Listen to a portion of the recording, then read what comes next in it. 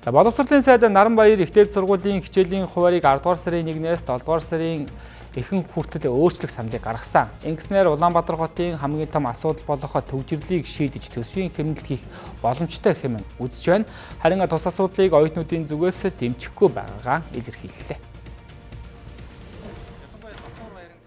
Салбарын сайд Наранбаяр энэ сарын 5-нд мэдээлэл хийхдээ ихтэй сургуулиудын хичээлийн хуваарийг өөрчлөх санал гаргасан. Өөрөөр хэлбэл Улаанбаатар хотын төвлөрөл төгжрлийг сааруулахын тулд оюутнуудын хичээлийн хуваарийг өөрчлөхөө илэрхийлсэн.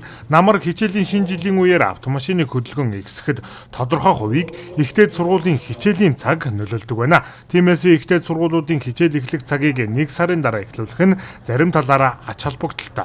Харин энэ асуудалд оюутнууд дараах байр суурийг илэрхийлж байна. Ер нь бол тех шаардлагагүй гэж бодож байна. 7 сар хүртэл халуунд хичээллэх ямар ч тийм шаардлага байхгүй гэж үзэж байна. Миний хувьд бол яг одоо байгаа амралтыг тэр чинь ингээ хэвээр нь үлдээсэн л гэж бодож байгаа. Өөрчлөх шаардлага байхгүй ч одоогийн амралт маань яг гоё болдог. Ер нь бол нэг шаардлагагүй байхаа өмнө нь яг тэгэл болоод исэн чинь. Зуны амралт чинь 5 сар болоод өнгөрт. Тэгэл ячдаш амарчдээ штэ. Тийм болохоор нэг өөрчлөх шаардлага байхгүй.